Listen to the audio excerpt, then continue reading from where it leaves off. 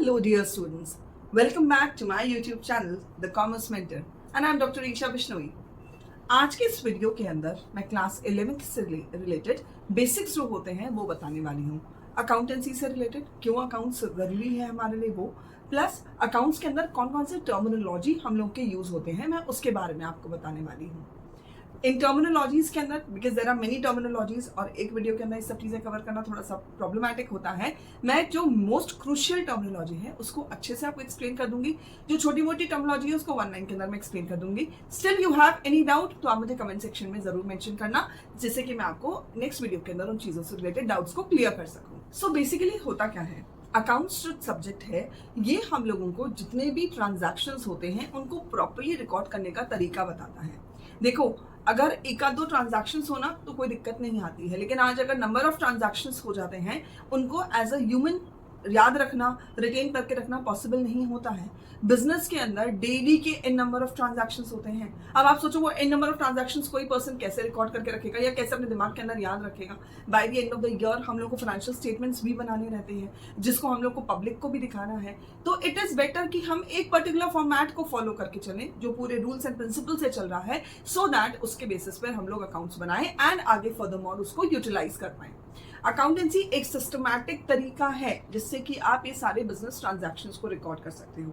जब हम business transactions की बात करते हैं तो ऑलवेज रिमेंबर बिजनेस ट्रांजैक्शंस वही होंगे जो आपके मॉनेटरी टर्म्स के अंदर काउंट होंगे, जो मनी के टर्म्स में काउंट हो सकते हैं, आप उन्हीं को कंसिडर करते हो बिजनेस ट्रांजैक्शंस। अब कभी भी हम लोग जब भी हम अकाउंट्स की बात करेंगे तो सबसे पहली चीज आती है हमारा अकाउंटिंग ईयर। हमारा अकाउंटिंग ईयर जो स्टार्ट होता है वो स्टार्ट होता है 1st of April of any year. जैसे अगर अभी 2026 चल रहा है तो 1st of April 2026 से लेकर के ये हमारा अकाउंटिंग ईयर कब एंड होगा, 31st of March 2027 में जाके एंड होगा। तो हर ईयर हम लोग का जो अकाउंटिंग ईयर होगा 1st of April of the present year, current year से लेके 31st of March of the next year तक ये चलता है। अकाउंटेंसी के अंदर हम लोग का सबसे पहली चीज जो आती है वो होता है ट्रांजैक्शन। ट्रांजैक्शन हुआ कोई भी इवेंट जिसके अंदर मॉनेटरी टर्म्स के अंदर या मनी के टर्म्स में कुछ भी एक्सचेंज हुआ है वो ट्रांजैक्शन होगा। तो वो जो ट्रांजैक्शन है हमारा, ठीक है, सबसे पहले वो होगा। उस ट्रांजैक्शंस को हम लोग सबसे पहले कहाँ रिकॉर्ड करते हैं, जर्नल के अंदर रिकॉर्ड करते हैं। इस जर्नल को मैंने अपनी जर्नल वाले वीडियोस के अंदर एक्सप्लेन करा है आपको एंड उससे रिलेटेड सब्सिक्वेंट वीडियोस और भी आएंगे अभी, तो do watch my videos over there. तो सबसे पहले ट्रांजैक्शन हुआ, उसको हम लोगों ने जर्नल में एंटर करा।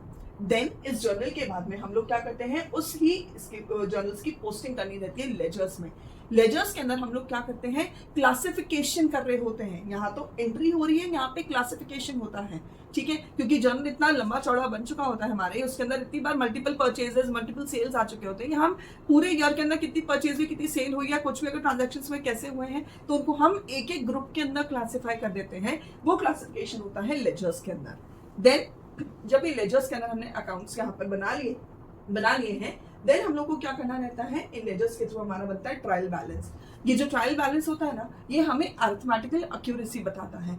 जो भी हमने ट्रांजैक्शंस एंटर करे हैं या जो भी लेजर अकाउंट्स बनाए हैं, ऐसा तो नहीं कि उसके अंदर कोई फिगर हमने गलती से कोई फिगर गलत लिख दिया हो या मिस्टेक हो गया हो। से फॉर एन एग्जाम्पल, अगर कोई फिगर था हमारा 750 का था, हमने बाई चांस उसको 570 लिख दिया या 750 के अमाउंट को हम लिखना ही भूल गए, तो ये जो ट्रायल बैलेंस होगा ना, यहाँ पर हमारी सारी गलतियां पकड़ में आ जाती हैं। ये हम लोग को पूरी अरिथमेटिकल एक्यूरेसी जो होता है वो क्लियर करके देता है।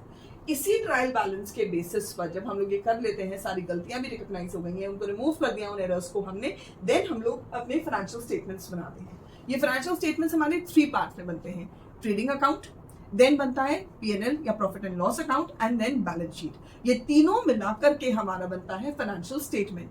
ये जो फाइनेंशियल स्टेटमेंट्स होते हैं इनको हम फाइनल अकाउंट्स भी बोलते हैं, बिकॉज एक अकाउंटिंग ईयर के अंदर फाइनली इस डेट को जो अकाउंट प्रेजेंट होगा वो होगा अपना फाइनेंशियल स्टेटमेंट। और यही वो अकाउंट होता है जो पब्लिक को भी हम लोग ऑफर करते हैं पढ़ने के लिए, बिकॉज जितने भी स्टॉक होल्डर्स हैं या स्टॉक मार्केट के अंदर जो लोग डील करते हैं उनको इस डेटा का बहुत रिक्वायरमेंट होता है टू एनालाइज कि उनको अपना इन्वेस्टमेंट प्लानिंग कैसे करनी है, कौन सी कंपनी में कितना पैसा लगाना है या विड्रॉल लेना है, तो वो सब चीजों की प्लानिंग होती है पूरी फाइनेंशियल स्टेटमेंट्स के ऊपर।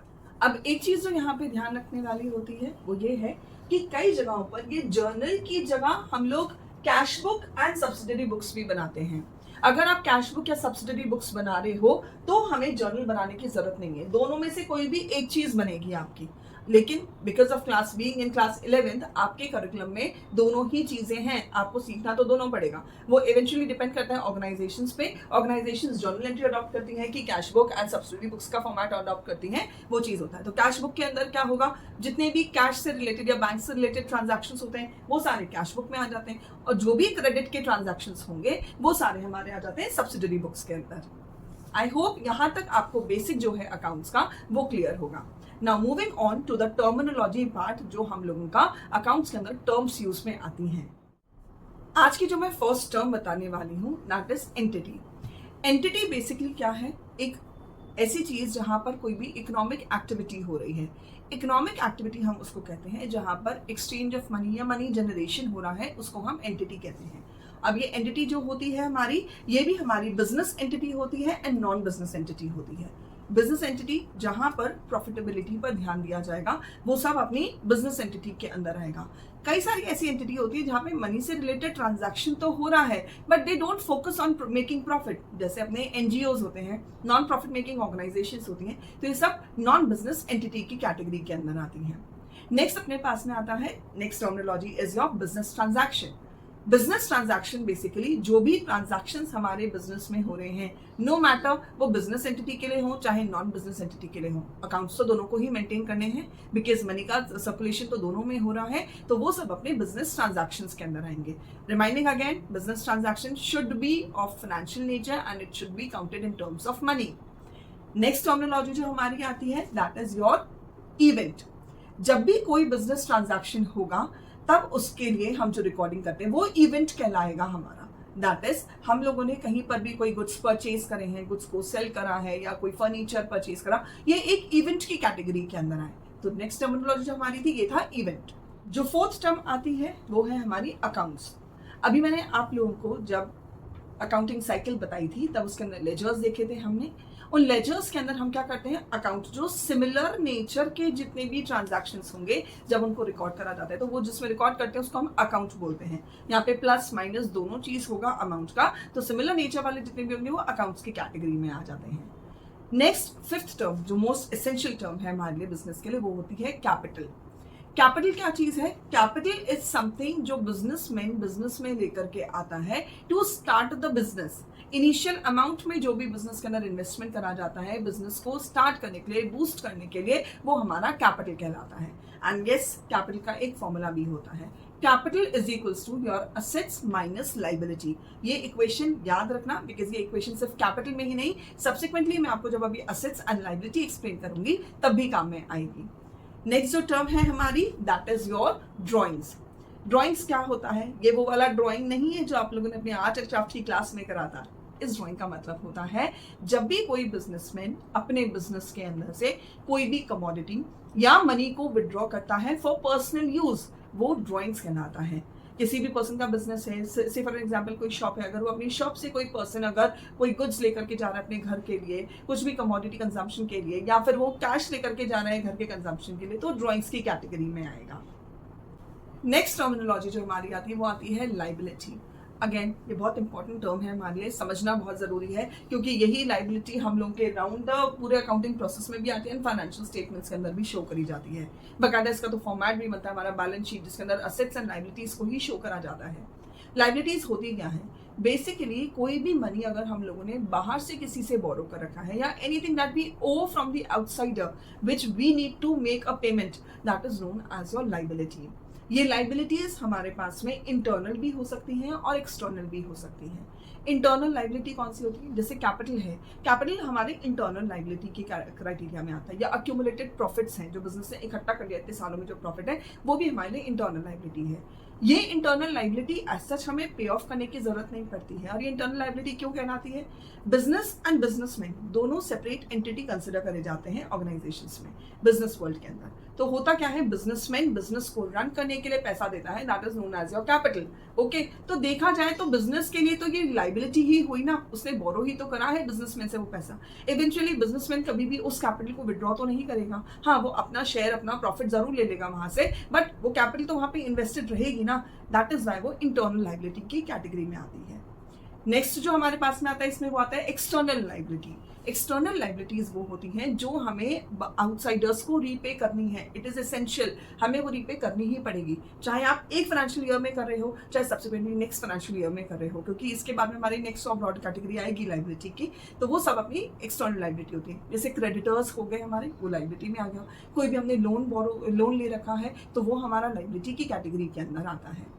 हमारी लाइबिलिटी, अभी मैंने आपको एक फॉर्मूला बताया था कैपिटल का, that is capital is equals to assets minus liability. Similarly अगर हम लोग को लाइबिलिटीज कैलकुलेट करनी हो तो सिंपल मैथमेटिक्स लगा करके देखो, लाइबिलिटीज को हम इधर ले आए इक्वल्स टू के कैपिटल को उधर लेकर के चले गए, क्या बनी इक्वेशन, liabilities is equals to assets minus capital आपका बन जाएगा। नेक्स्ट हमारी जो लाइबिलिटीज होती है ना, इसको आप फर्दर इंटरनल एक्सटर्नल के अलावा भी और आप आगे इसको बाइफरगेट कर सकते हो। That comes is your non current liabilities या लॉन्ग टर्म लाइबिलिटीज बोलते हैं, and current liabilities. Non current liabilities या हमारी लॉन्ग टर्म लाइबिलिटीज जो होती है, ये वो लाइबिलिटीज हैं जिसको रीपे करने के लिए आपके पास में बियॉन्ड 1 फाइनेंशियल ईयर का टाइम है। ठीक है, जैसे हमने कोई लोन ले रखा है फॉर 2 years, 3 years, 4 years, तो वो सब हमारे लिए लॉन्ग टर्म लाइबिलिटीज में चला जाएगा। करंट लाइबिलिटीज वो होती है जो विद इन 1 फाइनेंशियल ईयर हमको रीपे करना है। सिर्फ अगर हमने गुड्स परचेज करे हैं क्रेडिट पर, तो जो हमारा क्रेडिटर है उसको हमें टाइमली पेमेंट करना पड़ेगा, 1 साल के अंदर अंदर ही करना पड़ेगा। आप ऐसा नहीं कर सकते कि 1 साल के बाद में जाके उस चीज के लिए पेमेंट कर रहे हो, तो वो सब अपने करंट लाइबिलिटीज की क्राइटेरिया में आता है। नेक्स्ट जो टर्म आती है हमारी, वो आ जाएगी आपकी एसेट्स। एसेट्स जो होती है, सिंपल टर्म्स में बोलूं तो जो आपकी संपत्ति है, आपकी प्रॉपर्टी है, वो सब आपकी एसेट्स कहलाती हैं, जिसपे आपका हक बनता है। बिजनेस के क्राइटेरिया से अगर या बिजनेस के नजरिए से अगर आप देखो तो ये एसेट्स कौन सी हुई हमारी, जैसे प्लांट हो गया, बिल्डिंग हो गया, मशीनरी है, फर्नीचर है, ये सब उसके लिए एसेट्स में, कैश बैंक, ये सब ये एसेट्स के अंदर आता है। तो एसेट्स बेसिकली जो हमारे पोजीशन में है, जिसको हम पोजेस करके चलते हैं, वो सब हमारे लिए एसेट्स की क्राइटेरिया में आती है। अगेन ये एसेट्स भी फर्दर मोर डिवाइड हो जाती हैं। नॉन करंट एसेट्स जैसे होती हैं, नॉन करंट एसेट्स जो होती है, नॉन करंट एसेट्स हमारी वो एसेट्स हैं जिनको हम क्विकली कैश में ट्रांसफॉर्म नहीं कर सकते। आज अगर आपको पैसे की जरूरत पड़ेगी तो आप उस सिचुएशन के अंदर कभी भी अपने ना मशीनरीज को या प्लांट को नहीं सेल करोगे, ठीक है, तो उनका कन्वर्जन पॉसिबल नहीं होता, तो वो नॉन करंट एसेट्स की कैटेगरी में आती हैं। प्लांट एंड बिल्डिंग हो गया आपका, मशीनरीज है, फर्नीचर्स है, व्हीकल है, कुछ भी, तो वो सब अपनी नॉन करंट एसेट्स में आ जाता है। नेक्स्ट आता है अपने पास में करंट एसेट्स। करंट एसेट्स वो होती हैं जिसको हम लोग within 1 financial year convert कर सकते हैं कैश में, that is known as your current assets. जैसे कैश हो गया, वो तो कैश में है ही हमारे पास में, या फिर हम लोग के पास बैंक में कोई बैलेंस है, वो कंसिडर करा जाएगा। डेटर्स हैं हमारे पास में, डेटर्स कौन हुए, जिनको हमने गुड सेल करा था, ठीक है, क्रेडिट पर, अभी वो हमको पैसा देंगे, तो वो हमारे लिए किस में आ जाएंगे, इस करंट एसेट्स की कैटेगरी में आ जाएगा। या हमने कोई शॉर्ट टर्म इन्वेस्टमेंट कर रखा है, ठीक है, जिसकी मैच्योरिटी अभी आने वाली है, ये सब हमारी करंट एसेट्स की कैटेगरी में आएगा। नेक्स्ट जो हमारे पास में कैटेगरी आती है, वो आती है फिक्टिशियस एसेट्स की।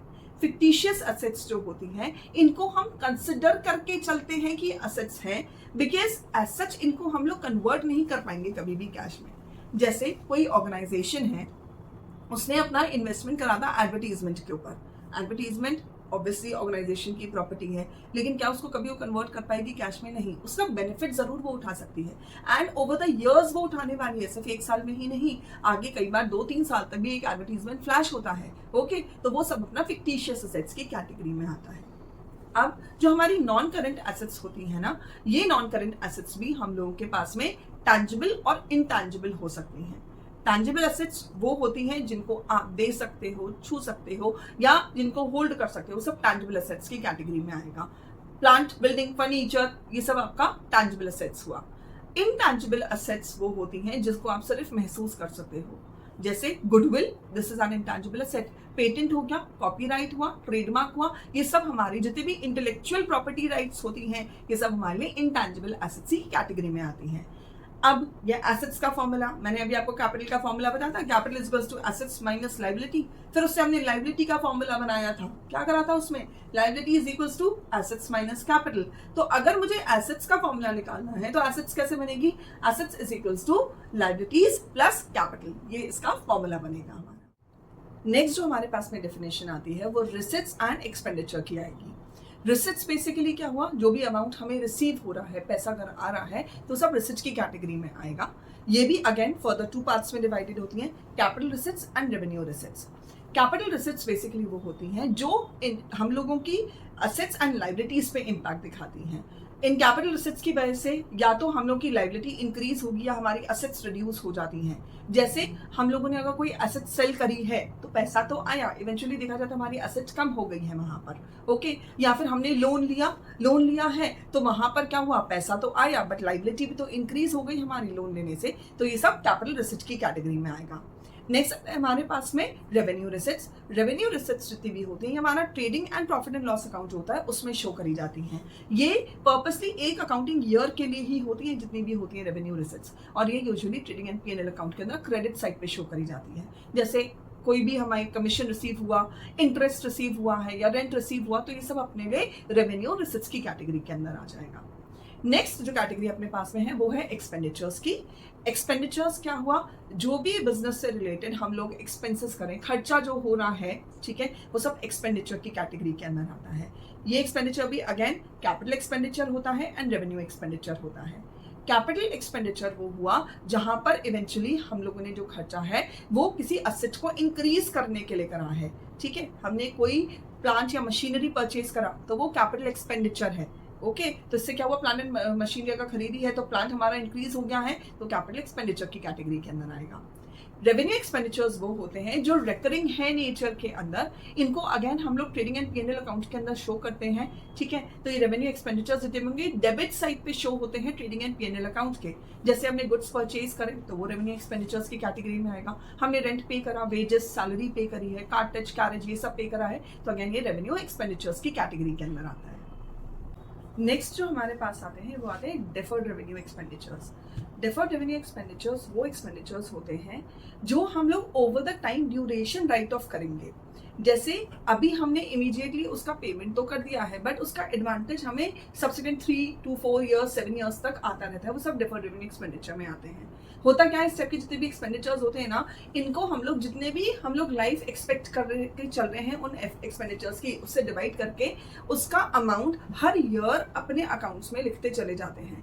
जैसे एडवर्टीजमेंट एक्सपेंडिचर्स हुए जिसका बेनिफिट हमें पता है कि ओवर द इयर्स हमें मिलने वाला है, तो जितना भी सपोज 5 years के लिए मिलने वाला है, 25,000 हमने स्पेंड करे थे, तो हर ईयर हम 5,000 रुपीज होंगे उसको राइट ऑफ करते जाएंगे अपने अकाउंट्स में till the duration of 5 years। वो अपने डेफर्ड रेवेन्यू एक्सपेंडिचर्स होते हैं। नेक्स्ट जो डेफिनेशन अपने पास में आती है वो आती है एक्सपेंसेस की। अब एक्सपेंडिचर और एक्सपेंसेस यूजुअली आप लोग सिनोनिमसली यूज करते आए थे, बट अकाउंट्स में दोनों का डिफरेंस होता है। एक्सपेंसेस का मतलब होता है जो भी हम लोग कोई चीज प्रोड्यूस कर रहे हैं या किसी चीज को सेल कर रहे हैं उसमें जो खर्चा लग रहा है, the amount that is we are spending for producing anything और for selling anything, that is known as your expenses. Next comes is your income. Income क्या आता है अपने पास में, जो भी हमने रेवेन्यू अर्न करा है उसमें से हम इन एक्सपेंसेस को माइनस कर देंगे तो हमारे पास में इनकम आ जाएगी।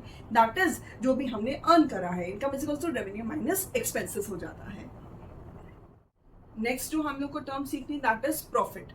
प्रॉफिट बेसिकली क्या होता है, जितना भी टोटल रेवेन्यू है उसमें से टोटल एक्सपेंडिचर्स को माइनस कर दो, आपका प्रॉफिट आ जाएगा।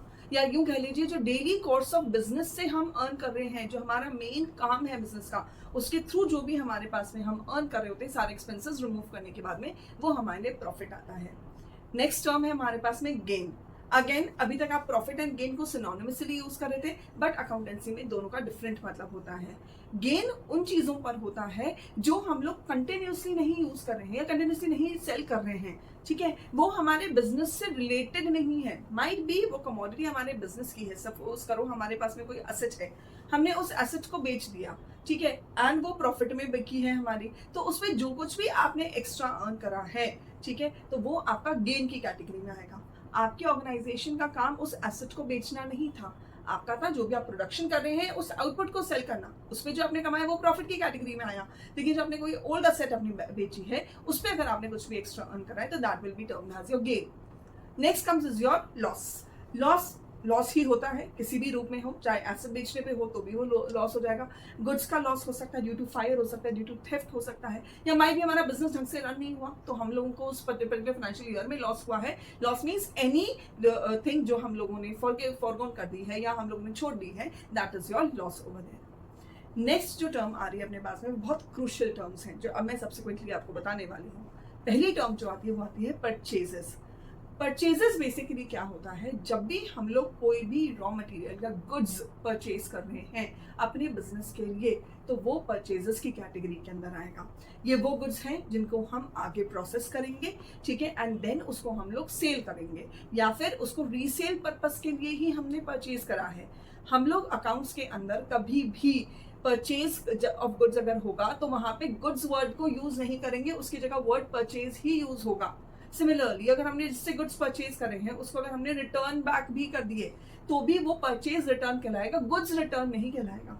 ट्रांजैक्शन में हो सकता है आपके पास में गुड्स रिटर्न लिखा हुआ आए, लेकिन इवेंचुअली हम लोग उसको परचेज रिटर्न वर्ड कहेंगे। मैंने अभी दो टर्म्स आपको क्या बताई, एक तो परचेज एंड उसी के साथ में आ जाता है परचेज रिटर्न हमारा।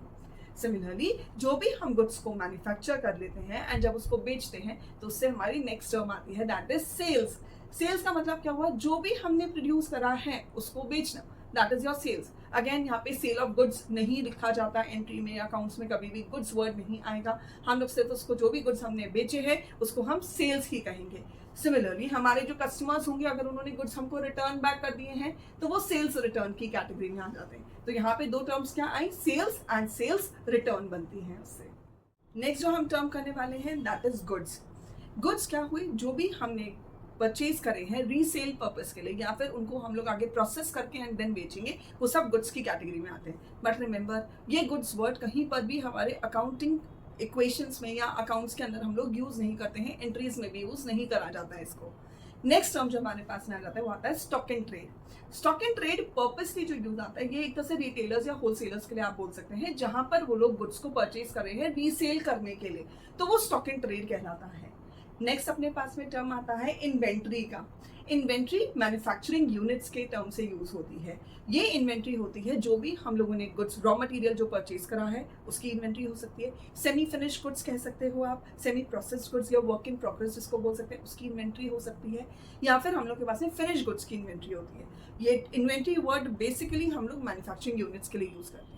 तो ये जो इन्वेंट्री है हमारी ये 3 टाइप्स की हो गई, inventory of raw material, inventory of work in progress या semi finish goods, inventory of finish goods. एक और तरीके की इन्वेंट्री हमारे पास में आ सकती है, that is inventory of stock and trade. That is वो कमोडिटी जो हमने रीसेल पर्पस के लिए यूज करी है, वो सब inventory of stock and trade कहलाती है। नेक्स्ट टर्म जो हम करवाने वाले हैं, अगेन ये बहुत क्रूशियल टर्म है। ये हम लोग के अकाउंट्स में टिल द टाइम हमारे फाइनेंशियल स्टेटमेंट्स बन जाते हैं, फाइनल अकाउंट्स बनते हैं, तब तक टर्म यूज होती है, that is your trade receivable. ये ट्रेड रिसीवेबल उस चीज के लिए यूज होता है जो भी हमने अगर सेल करा है उसके रिटर्न में जो हमें पैसा मिलना है वो ट्रेड रिसीवेबल की कैटेगरी में आएगा। ये ट्रेड रिसीवेबल्स अगेन 2 पार्ट्स में डिवाइडेड होता है, डेटर्स में एंड बिल्स रिसीवेबल में। डेटर्स वो लोग होते हैं जिनको हमने गुड्स क्रेडिट पर सेल करे हैं, यानी eventually they are suppose to give us money after some time, तो वो डेटर्स कहलाएंगे। अब ये जो डेटर्स हुए, बिकॉज वो लोग हमें पैसे देंगे ना इन फ्यूचर, तो ये हमारे क्या आ जाते हैं, एसेट्स में आ जाते हैं। ओके, मैंने आपको करंट एसेट्स बताए थे ना, तो ये डेटर्स हमारे करंट एसेट्स में काउंट होंगे, क्योंकि with in a year, with in financial year ये हम लोग को पेमेंट कर देंगे, दैट इज वाई। दूसरा टर्म जो आता है that is your bills receivable. Bill receivable, bills एक नेगोशिएबल इंस्ट्रूमेंट होता है जो हम लोग को डेफर्ड पेमेंट के लिए, यानी आगे के डेट में अगर हम लोग को पेमेंट करना है उसके लिए यूज में आता है। ये डेटर्स कई बार यही बिल्स को एक्सेप्टेंस देकर के हम लोग को देते हैं, जिससे कि फ्यूचरिस्टिक डेट के अंदर हम इसको बैंक से अपना इनकैश करवा सकते हैं, तो वो बिल रिसीवेबल्स कहलाते हैं। पहले आप क्लास 11th के सिलेबस के अंदर बिल्स ऑफ एक्सचेंज करके चैप्टर हुआ करता था, जो सीबीएसई ने अभी कुछ समय पहले रिमूव कर दिया है। उसके अंदर हम ये बिल्स ऑफ एक्सचेंज के अंदर ही बिल्स रिसीवेबल वगैरह को डील करा करते थे। तो जब भी ट्रेड रिसीवेबल्स की बात आएगी तो ध्यान रखना, trade receivables is equals to होता है debtors plus bills receivable. Next term जो हम करने वाले हैं वो है ट्रेड पेएबल। जैसे हम लोग के ट्रेड रिसीवेबल्स थे जहां पर हमने गुड्स सेल करे थे किसी को क्रेडिट पर, सिमिलरली हम भी तो बिजनेस में हैं, हमें भी तो जरूरत पड़ेगी किसी से गुड्स परचेज करने की, एंड कई बार ऐसा होता है कि हम इमीडिएट पेमेंट्स नहीं कर पाते हैं। ऐसी सिचुएशन में वो लोग जिनसे हमने क्रेडिट पर गुड्स परचेज करे हैं वो हमारे लिए ट्रेड पेबल्स होते हैं। ये ट्रेड पेबल्स हमारे डिवाइडेड होते हैं क्रेडिटर्स एंड बिल्स पेबल में।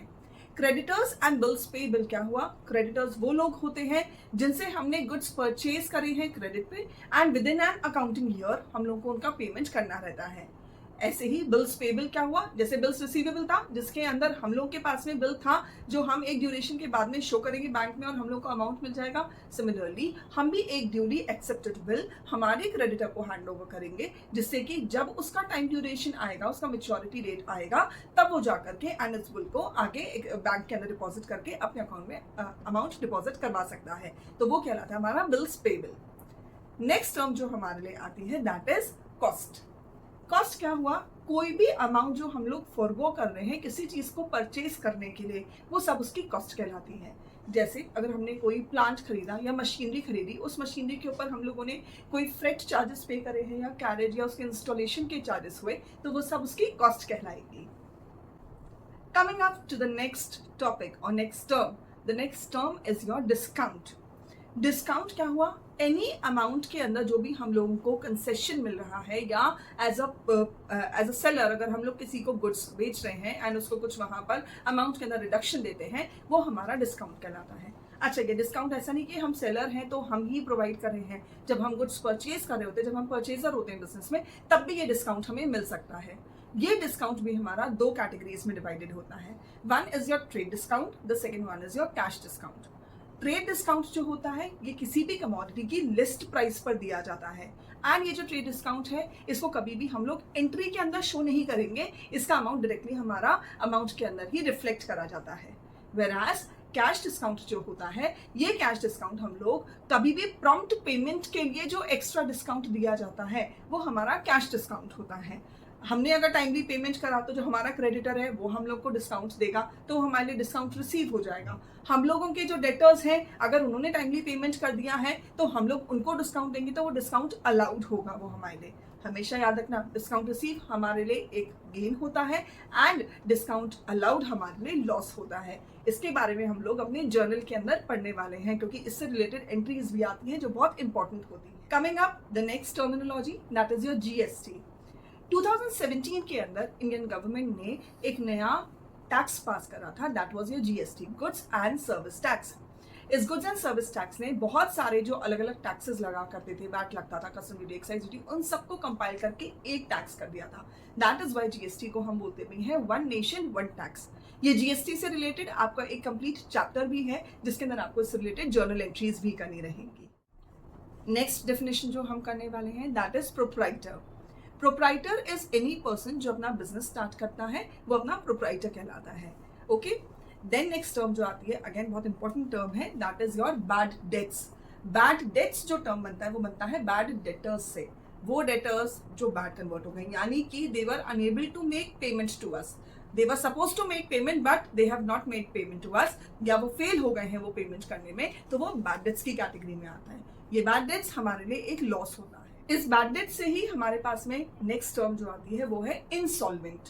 इंसॉल्वेंट हम उस पर्सन को कहते हैं जिसके पास में अमाउंट ही नहीं है कि वो अपने डेट्स को चुका सके। तो ऐसी सिचुएशन में when a person becomes incapacitated that he is able to pay off his debts, he is termed as insolvent over there. इसी का ऑपोजिट जो होता है हमारा दैट इज योर सॉल्वेंट।